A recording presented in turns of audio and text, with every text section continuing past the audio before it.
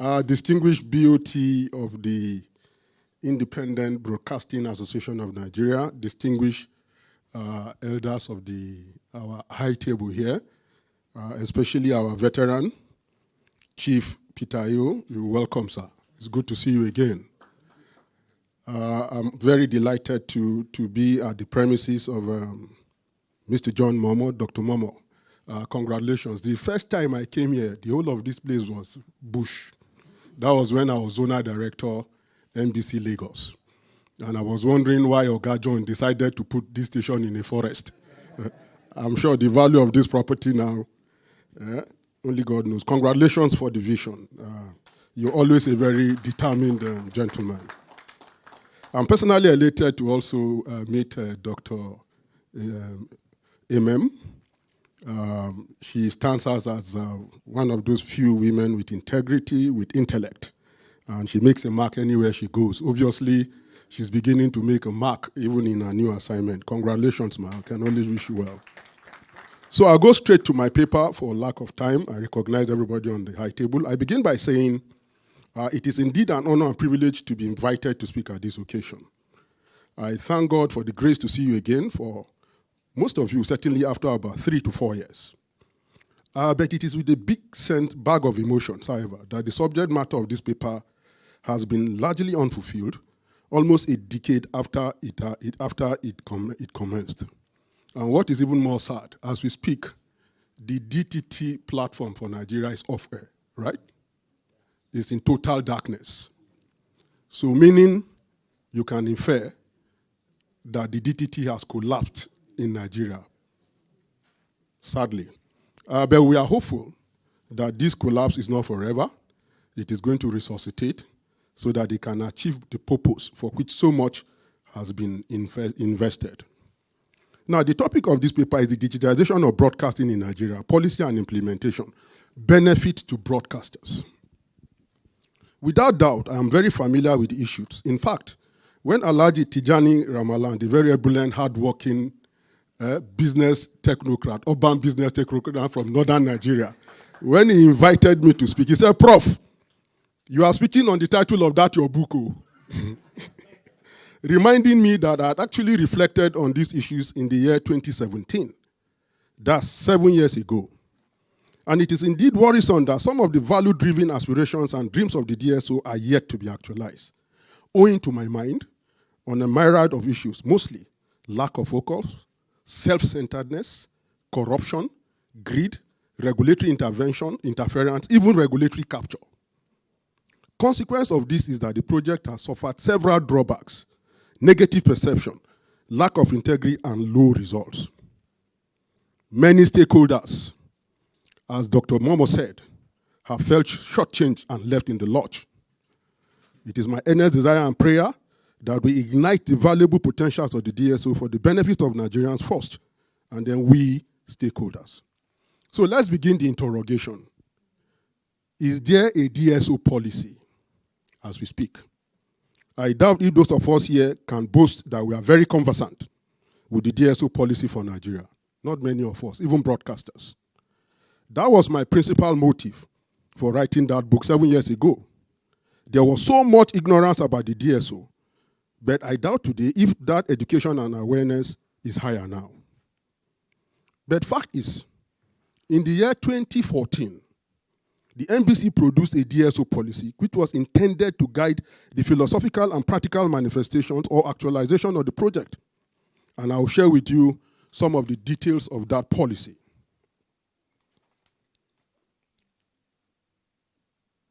Background. Of course, we all know that Nigeria is signatory to the Geneva Convention, where the decision was taken globally that broadcasting sector globally must transit from analog to digital. In furtherance, therefore, the federal government of Nigeria, set up a presidential advisory committee at that level, presidential advisory committee, way back 2007. The presidential advisory committee was made up of serious technocrats, the best in the Nigerian environment. They met, several meetings, articulated policies, took far-reaching decisions, and put some of their thoughts together in what later came out as the DSO White Paper. Now, in the book that I wrote, I took portions of the white paper, which I also put inside, and I'm sure if you read it, you also see the detailed reproduction of the white paper. Now, the white paper released by the government led to the setting up of a DigiTeam Nigeria, a group called DigiTeam, under the supervision of the NBC to implement the transition from analog to digital terrestrial broadcasting. Sadly, the man who led the DigiTeam from inception led the DigiTeam to the point that he died sometime last year, Engineer Edward Amana. And Edward Amana, for all the years he lived, kept telling the DSO story. Unfortunately, every conference we went, he would say the journey so far. He continued telling the journey until he left the journey and went to heaven. And the journey has refused to progress. Now, among the decisions, the main key provisions of the policy document was that, first of all, it noted issues about authorization, the policy environment. It looked at the statutory provisions requiring as a necessary foundation for the policy framework, and recognized, right, that apart from the Broadcasting Act, there was also the provisions of the mass communication policy. There were other statutory provisions that were related to broadcasting that they articulated to come to a decision to give the way forward for our DSO. Now, first major decision was splitting of broadcasting services. That broadcasting was now going to be divided into two. One will be content production, and then the other will be signal distribution, right? And the following categories they involved the following categories: digital terrestrial television platform, which is free view television services. There was also pay terrestrial television services and signal distribution services. So basically three: free TV, pay terrestrial TV, and signal distribution. It also talked about coverage, right? That there will be national, geopolitical, regional, state, or city. The policy document also went on to talk about the duration of licenses. 5 years in all. It makes recommendation for what the license fee should be, from 2 billion for national terrestrial television service to 1 billion for regional, 500 million for regional, and so on and so forth. Now, the document also considered the kinds of licenses that will be given, which I mentioned earlier. Now, what is significant in the document? The document clearly states that the commission, that's the NBC, would allow private and broadcasting organizations through the Broadcasting Organizations of Nigeria to accomplish more in concert than they could separately. And I think this is very significant for this body. That even at the conceptual stage, of the policy direction of the digital switchover, the white paper had envisaged that the Broadcasting Organization of Nigeria will accomplish more in concert than they could separately. Now the question is, has BON been acting together? Has BON been putting its thoughts together? Has BON been driving the process? Now, the more I look at the crisis facing the Nigerian digital switchover project, the more it occurs to me that the project itself is suffering some kind of abandonment or identity ownership. Now, whose project is the DSO? Is it for the government of the people of Nigeria? Is it for the ordinary Nigerians that are patiently waiting for the dividends? Or is it for you that are in the business of broadcasting? So, and I think that BON needs to interrogate this issue and critically examine your role as stakeholder. Not long ago, I delivered a paper for a corporate organization, and we're looking at stakeholder involvement in organizational management. And I found something interesting about the definition of a stakeholder, that the stakeholder is that person in an organization without whose support the organization will collapse. So is BON in a position, IBAN or BON, Are you in a position, and I think it's apparent that even much more than bond, IBAN, because you are the guys that are putting your investment really, right? So they say he who the shoe pinches knows where it actually pinches. So I think you need to interrogate that more. Now, part of the provision is the terrestrial pay television service. That terrestrial pay TV entries will have the option to request the signal distributor to carry its own program or to provide its own signal distribution subject to certain conditions. Now, let me talk to these issues. I saw in the white paper a provision, right, that they will be licensed a signal distributor. Now, the idea is somewhere, if you read closely in the white paper, actually prescribes that the signal distributor infrastructure will have to be provided nationally, right, before we add the pay TV sector. Now, but it also says where the pay TV operator has the capacity, to run its own infrastructure, it should go outside, but put it side by side, with the facility of the signal distributor, so that there can be synergy of functionality. Now, but what has happened, and which continues to be a problem to Nigeria's DSO, and which I must mention, is that by the time the pay TV, DTT pay, emerged on the scene, the public sector had no DTT signal infrastructure platform. So you now had a situation where NTA Star Times, acting in alliance with NTA, started operating NTA Star Pay, which they call NTA Star Times, and it's as a DTT pay service. And DSTV, following the entry of Star Times into the market, also decided to also obtain its own license and started operating its own Go TV. Now, what was the implication? They had to catch the market, so they had to deploy their DTT infrastructure across the country in locations where they found was viable. For them, it was business. Meanwhile, the NBC was busy trying to get a public signal distributor. I remember Emeka Mba and I as DG, virtually in line with the provision of the white paper, forced NTA, quote and unquote, to go and register a limited liability company to set up a signal distribution company, because they needed to have a signal distribution company according to the provision of the white paper. And that was supposed to precede, the entire signal infrastructure rollout in the country.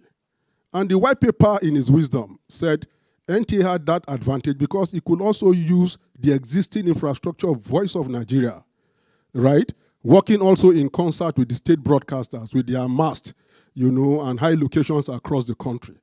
That with small financial support, they will have been able to have a total DTT coverage of Nigeria. But that leadership didn't come from the NTA. Rather, at the end of the day, what happened was that NTA now decided to partner with Star Times that was already operating its own DTT pay structure, right? And Pinnacle became the second independent signal distributor, which was supposed to be private. To the credit of Chief Lucky Omolua, he actually showed patriotism, showed courage, invested lots of money in buying equipment, transmitters, and importing into the country. But how much could he do? He was able to bring to FCT. That was after we did a forced pilot in Jos, because we were to do a pilot in Jos by March 2015. And NTA was supposed to drive the pilot. NTA had no infrastructure. That was where we actually suggested to the NTA, because it was also obvious at that time that even the Star Times was using the premises of NTA. They were using their site and location. So we simply told them to adopt and work on the relationship with Star Times, and carry the burden, of coming up with a rollout. And that was the arrangement. Sadly, that's the arrangement that continues till date. It has security implications, it has economic implications, it also has social implications. So as we speak, what we have today in terms of signal or in terms of signal distribution, which is fundamental and critical to the DSO, is that we have a half sustainable signal distributor platform, called ITS, which is supposed to be for the NTA, but which is basically run and owned by the Chinese. And then you have a signal distributor platform that is owned by the independent distributor, Mr. Loki Omolwa Pinnacle, that has invested his own money and has been unable to expand to the other parts of the country, many years down the line. All right, another key recommendation for the digital switchover project was the introduction of the set-top box manufacturing companies. Because we're going to convert from analog to digital broadcasting, it was important to find what you call a decoder. And don't forget, we're looking with a TV population of about 200 million Nigerians and about 22 million TV households. And the calculation then was that Nigeria was going to require about 44 million set-top boxes, if we're going to have Nigerians move across the digital divide and transit from analog to digital television. And so government, NBC, came together and decided to license. The white paper recommended that a few signal box manufacturing companies be licensed. But in our wisdom, we thought we should license 13. Fortunately or unfortunately, about 2 or 3 of those licenses for the set-top box manufacturing companies are here. Alhaji Shitu OFR is here. Sir Godfrey Onwabunwa, my great friend, is here. They invested a lot of money. I'm glad that the Bank of Industry is here. They put a lot of money down. Shitu was running between Nigeria and China. Godfrey was also running between Nigeria and China. They set up plants. The two of them set up plants in Calabar, export-free zone, right? And they started to manufacture. Now, but they made a condition. They requested that the NBC will ensure that they wouldn't license any more box manufacturers so as to protect their investment. Of course, the NBC agreed, and the moratorium was for how long? 2 years, 3 years. Now, what was the expectation? The expectation was that in 2 years, as Dr. Momo was saying, timelines, in 2-3 years, the transition will have been completed. The digital footprints will have gone across the country, creating the market for set-top boxes, and then they will have sold their boxes, and returned the loans, and then perhaps being in the comfort zone. But as we speak, the transition has stalled. They are unable to sell their boxes. I know many of them have their boxes in warehouses, and technology is fast changing, getting obsolete. Creditors are on their neck, and I'm sure many of them, anytime they think about this, they actually feel very, very, very bad. And that is why this is very important going forward. Now, let us then identify, for purpose of update, what the stakeholder roles are supposed to be in the DSO ecology. Now, who are the people that are supposed to play roles, and how well have these roles been played? There's the Honorable Minister for Information and Culture.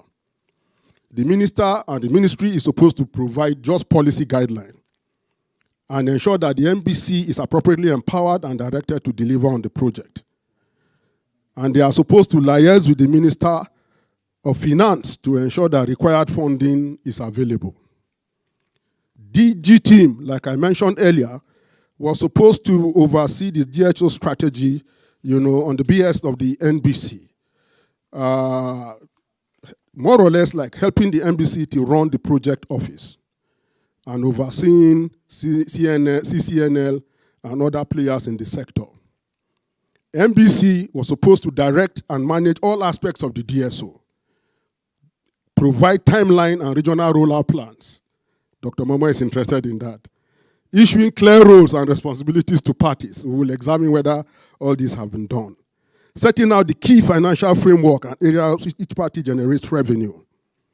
And then regulating and licensing. Of course, the set-top box manufacturers I've mentioned, their target responsibility was to generate 44 million boxes, right? And even beyond that, they were supposed to also be the foundation to leapfrog our broadcast technology, into the digital era. The plans that they were supposed to create were supposed to also adapt to newer technologies, and we were expecting that many years after producing set-top boxes, box manufacturing companies will be providing TV sets, and transferring other forms of broadcast technology, that will usher Nigeria into a very vibrant digital era. Great responsibility. Now, we also have companies, a company that was called CCNL. Now, CCNL came into the fray. It was supposed to help in terms of management, channel aggregation, consumer platform management, tracking of STB boxes. Then there's also a company called InView and Renmore. InView was supposed to be like a consultant to the NBC, offering software services in terms of billing and subscription, collecting what they call the digital content access fee. I'll talk about that. There's what they call the digital content access fee, which is basically not subscription, but money that households are supposed to, users are supposed to pay just to gain access to the set-top box.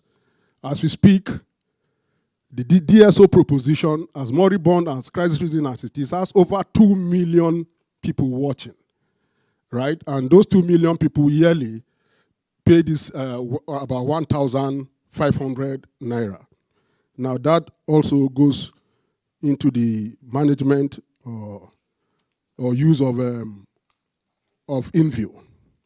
Now, what is new? Who is benefiting? Let's now interrogate the performance of these stakeholders. What can we say that the government has benefited or has done for the DSO? Well, I know from experience that what happened initially was that government was apathetic or not even knowledgeable about the DSO. I recall in about 2015, when Emeka Mba and I had to go and meet Labaran Maku to explain some of the policy direction of the DSO to him, but he caught up with it rather quickly. I recall he initiated some meetings with the then Minister for Communications, Mobolaji, on how to raise some money from sale of spectrum, from telecom, to provide funding for the DSO. Now, but because we needed government support, when Alhaji Lai Mohammed came, of course, we also approached him and explained to him the need for government to show interest.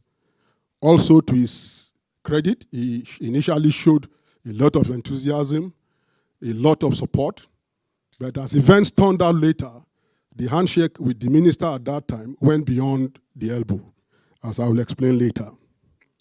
Now, for NBC was supposed to generate revenue, and like Dr. Momo said, the more, the merrier, right? If the DSO is succeeding, of course, you have new content providers on the platform across the country.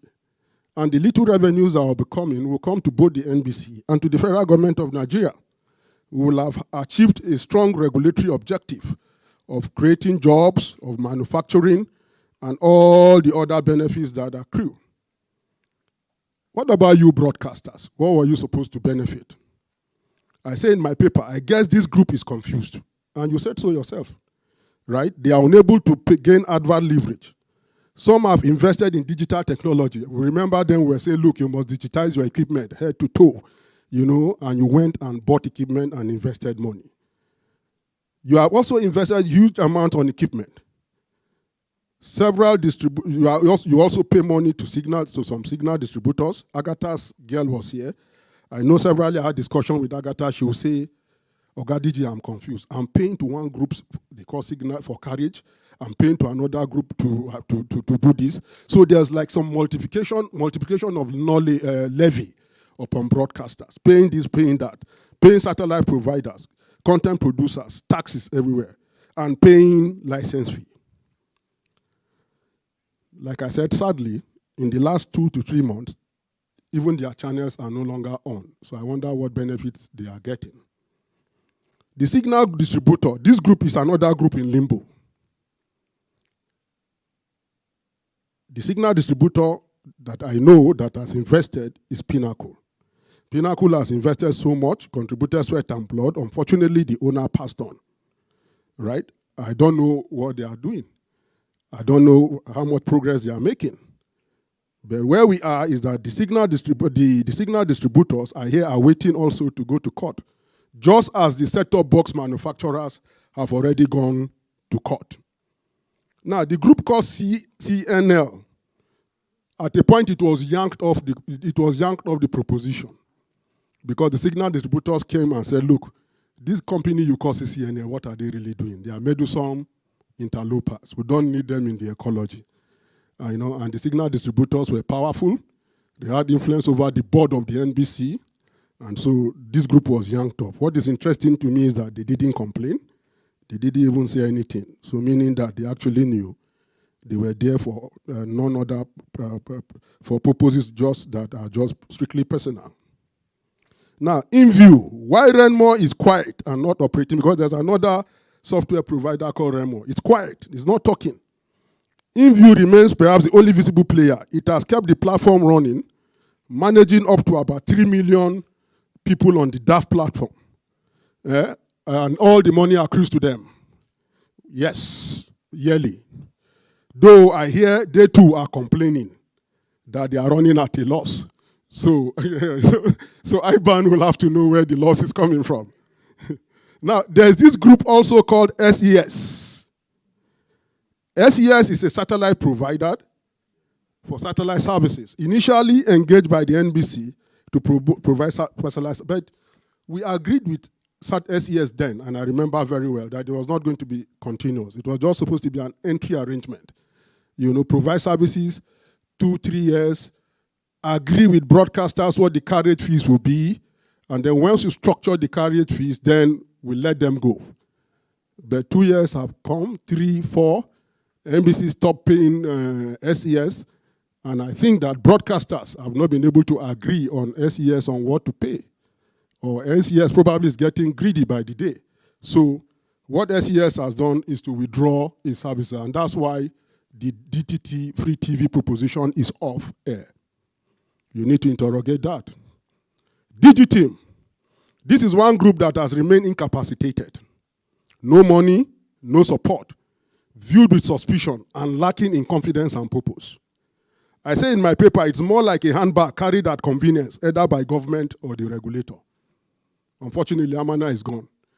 They say, Amana, come for this meeting, he will go. NBC is calling you, he will go. It has no head, it has no tail. At a point, I was even asked, what is the usefulness of this DigiTeam? How did they come here? Meanwhile, like I told you from the beginning, DigiTeam was at the instance of the federal, it was a presidential advisory council creation, right? So if you need to resuscitate DigiTeam, you need to do so. You need to talk to government at the highest level. That is if you have need. And I think you have need for DigiTeam now, especially with the obvious sons of regulatory capture. Now, recommendations. And these recommendations are strictly mine. We've talked about money, injecting money to the DSO. But from my calculation, I know that so far about 53 billion naira has been committed to the DSO by the government of Nigeria. Yes, Mr. Emeka Mba raised 35 billion. When I was there, I struggled seriously for an intervention, for people that were owing contracts that claimed they were doing money, and government approved 9.8 billion. And by strange divine coincidence, I had to leave before the money came, thankfully.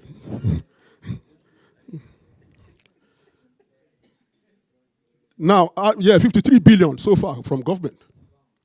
Now, that is, add that with money that is coming from the digital access fee that I have said.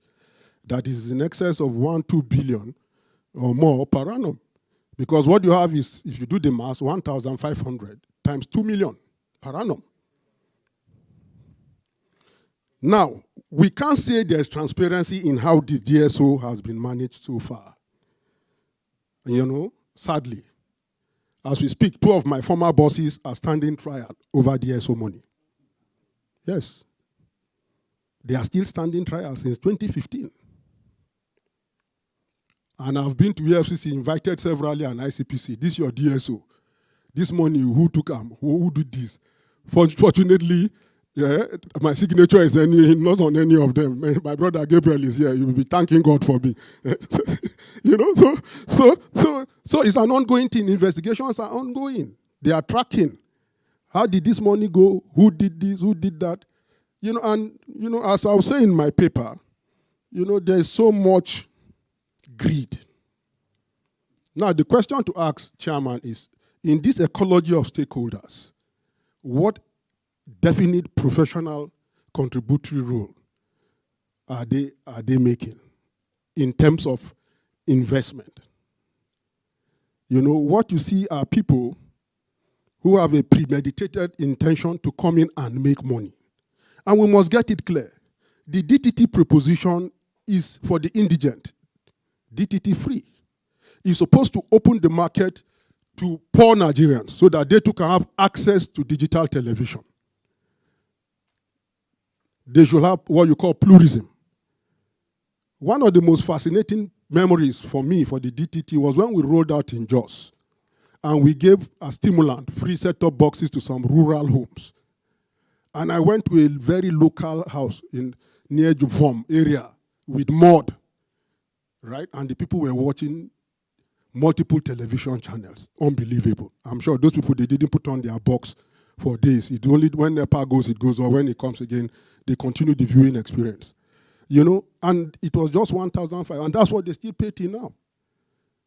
Now, those people, apart from that intervention, have no other way of watching a diverse TV content. They have no opportunity of getting across the digital divide and having all the ancillary benefits that come with the digital process. Meanwhile, these are eyeballs that will extend, your own advertising reach. Now, with all the platforms you are moving to, the digital platforms, I'm sure your figures couldn't be more than 2, 3, 4 million. Meanwhile, the potential for the DTT is 44 million homes, and maybe even more. So imagine you have 44 million TV homes having access to DTT content. Alhaji Ramalanda is talking so much about underplaying the North and putting the North on a disadvantage. We'll have his people, a lot of them, watching TV. I'm sure in northern Nigeria, it's even worse. Not many people have access to TV. Now, if you are rolled out in Maiduguri, in Zamfara, in all those local places, of course, you bring those population up the market, and it increases the potential, for what you sell. So therefore, we must return to the simple, honest, sincere, transparent process of the DSO. Provide digital access to the poor and indigent through DTT signals to the people, supported by government. This will in turn create a DTT audience of over 40 million homes with diverse, pluralistic content and options for Nigerians. This, for me, I would say, will perhaps lead to the biggest TV content and advert market in Africa. And that will be great for you broadcasters. NBC and DigiTeam must be left alone to drive this process, divide of regulatory capture, meddlesome, personal commercial interest, and interference. Godfrey Wabunwa is here. Sometime as DGNBC, I sit in a meeting, and a licensee of NBC will enter a meeting, a pre-meeting with the minister, come in and take decision that will be rolled down on NBC. And if NBC talks, they say, no, don't talk. You are not supposed to comment here. I've attended meetings where Engineer Manna of DigiTeam was humiliated, and out of anger, I said I wouldn't take it. By who? By a licensee of the commission. So is that the way to grow the DSO project? Certainly not. So there's no transparency, there's meddleness, personal commercial interests above national interests. So you must reject DigiTeam, as I said. DigiTeam is supposed to drive. It's a project, it's a group of professionals. Get your guys, people have integrity, that will deliver on the project. As you will see, I believe that this thing can be done speedily, like you said. The process must be inclusive. Investments and contracts must be settled honestly, I feel for some people. I feel for Godfrey. I feel for Shitu, not because he's here. These are people who suffer to deliver on the project. They put their soul, their sweat on the project. They borrowed money. I knew they were borrowing, though they didn't give me any percentage anyway. You know, they only grumble to me to hear, bros, our money is here, our money is here. No, okay, no, not losses. Now, here's my recommendation, that the two signal distributors must form one entity. I already told you that the DTT platform is already in Nigeria. GoTV has a platform across the country, right? StarTimes has a platform across the country. So what is the signal distributor doing that is going to be new?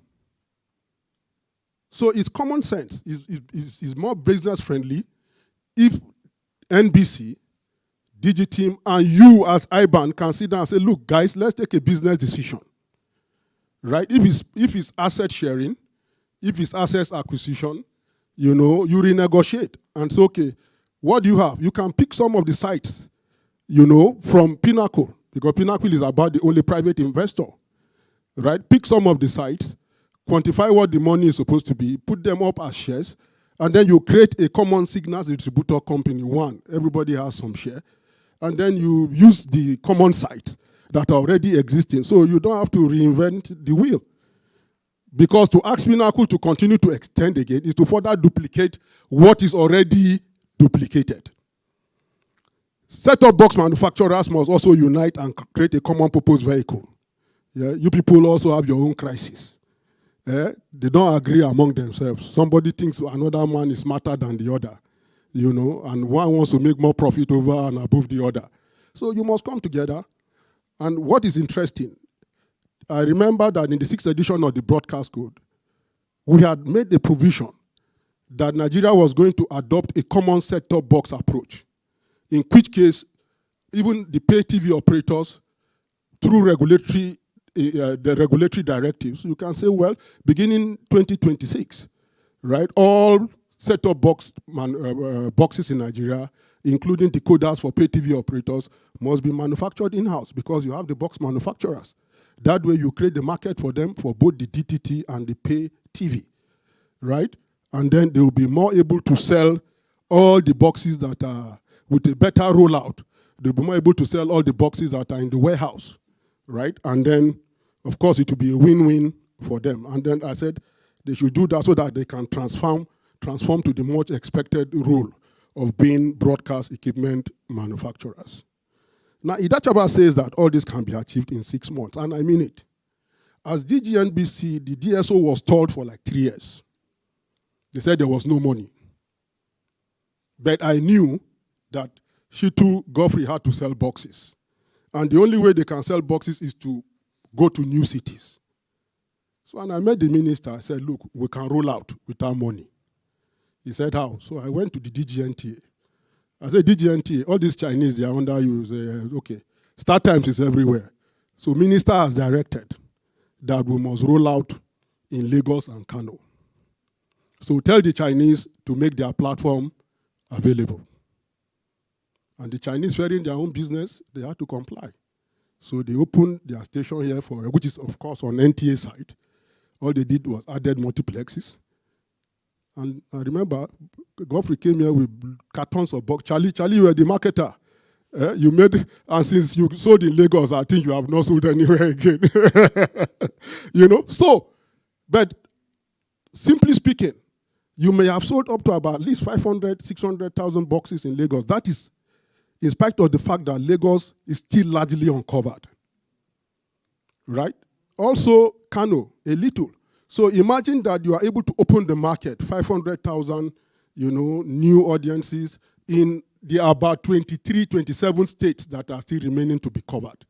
That is a huge market, Chairman, right? And it didn't cost me anything. What it cost was for us to come and do an event, a fun fair.